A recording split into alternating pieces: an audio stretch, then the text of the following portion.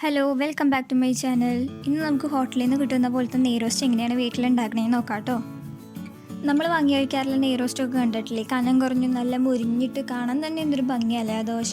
അങ്ങനെയൊക്കെ നല്ല ദോശ നമുക്ക് വീട്ടിൽ തന്നെ ഉണ്ടാക്കാൻ പറ്റും. ഞാൻ പറഞ്ഞിരിക്കുന്ന അതേ അളവിൽ തന്നെ ഉണ്ടാക്കുകയാണെന്നുണ്ടെങ്കിൽ നിങ്ങൾക്കും അങ്ങനെ തന്നെ വീട്ടിൽ തയ്യാറാക്കി എടുക്കാൻ പറ്റും.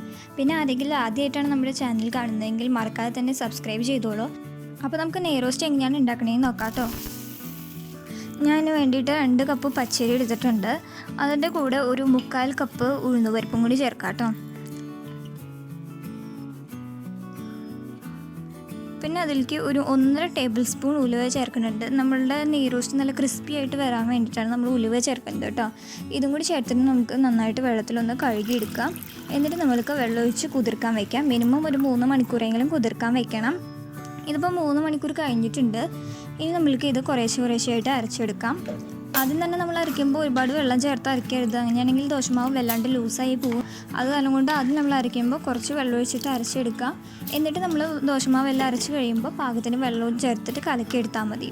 ഞാനിവിടെ ദോശമാവ് അരയ്ക്കണതിൻ്റെ കൂടെ തന്നെ ഒരു 1/2 കപ്പ് ചോറും കൂടി ചേർക്കുന്നുണ്ട്. അതെന്തിനു വേണ്ടിയിട്ടാണെന്ന് വെച്ചാൽ നമ്മൾ ദോശ ഒന്ന് ചൂടാറി കഴിയുമ്പോൾ ചിലപ്പോൾ ദോശ ഇങ്ങനെ കല്ലച്ച് പോകുന്ന പോലെ ഉണ്ടാവില്ലേ, അപ്പോൾ അങ്ങനെ ഇല്ലാണ്ടിരിക്കാൻ വേണ്ടിയിട്ടാണ് ഞാനിവിടെ ചോറ് ചേർക്കുന്നത്. അപ്പോൾ നമ്മൾ ദോശ ഒന്നുകൂടി സോഫ്റ്റായി കിട്ടും.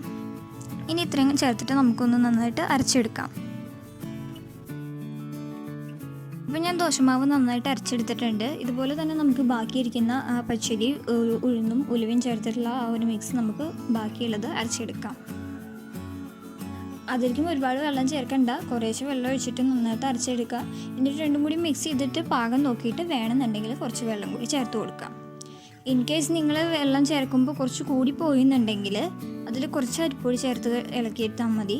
ദോശമാവിൻ്റെ പാകത്തിന് റെഡിയാക്കി എടുത്താൽ. ഇതിലേക്ക് ഞാൻ കുറച്ച് ഉപ്പ് ചേർത്ത് വയ്ക്കുന്നുണ്ട് കേട്ടോ. ദോശമാവിലേക്ക് ആവശ്യമായിട്ടുള്ള ഉപ്പ് ചേർത്ത് ഇളക്കി വയ്ക്കുക. എന്നിട്ട് ഇത് മൂടി വയ്ക്കണം. ഒരു 6 മണിക്കൂറെങ്കിലും ഇത് മൂടി വയ്ക്കണം. എന്നിട്ട് ആ സമയം കൊണ്ട് നമ്മുടെ ദോശമാവ് നന്നായിട്ട് പൊന്തി വരും. ഇതിപ്പോൾ ദോശമാവ് കുറച്ച് കട്ടിയാൻ തോന്നുന്നതുകൊണ്ട് ഞാൻ കുറച്ചും കൂടി വെള്ളം ചേർത്ത് ഇളക്കുന്നുണ്ട്.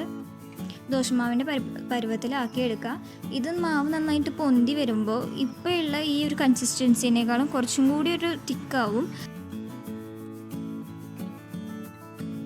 ഇപ്പോൾ ഏകദേശം 6 മണിക്കൂർ കഴിഞ്ഞിട്ടുണ്ട് കേട്ടോ. നമ്മുടെ ദോശമാവ് നിങ്ങൾക്ക് കണ്ടാൽ തന്നെ അറിയാം നന്നായിട്ട് പൊന്തി വന്നിട്ടുണ്ട്. അതുപോലെ തന്നെ ഇന്നലെ നമ്മൾ നോക്കിയിട്ടുള്ള ആ ഒരു കൺസിസ്റ്റൻസി അല്ല, ഇപ്പോൾ കുറച്ചും കൂടി ഒരു തിക്കറായിട്ടുണ്ട്.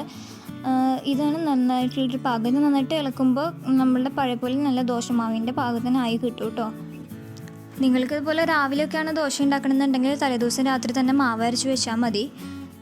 പിന്നെ ഞാൻ ദോശ പരത്താനായിട്ട് ഇതുപോലൊരു പാത്രമായിട്ടാണ് ഉപയോഗിക്കുന്നത് കേട്ടോ. അപ്പോൾ ഇത് ഇങ്ങനെ വെച്ച് ഇതുപോലത്തെ പാത്രം വെച്ച് ഉണ്ടാക്കുകയാണെന്നുണ്ടെങ്കിൽ നമുക്ക് നല്ല നൈസായിട്ട് ദോശ പരത്തിയെടുക്കാൻ പറ്റും. ഇപ്പം ഞാനൊരു നോൺ സ്റ്റിക്ക് പാത്രം നന്നായിട്ട് ചൂടാക്കിയിട്ടുണ്ട്. അതിലേക്ക് ദോശമാവ് കോരി ഒഴിച്ചിട്ട് നമുക്ക് നന്നായിട്ട് പരത്തിയെടുക്കാം.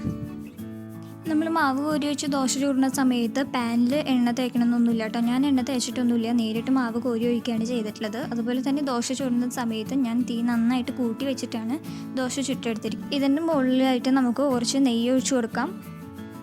ഈ ദോശയുടെ മുകളിൽ കൂടെ നമ്മൾ കുറച്ച് നെയ്യ് ഒഴിച്ചു കൊടുക്കുമ്പോൾ ദോശ കാണാൻ നല്ല ഭംഗിയുണ്ടാവും.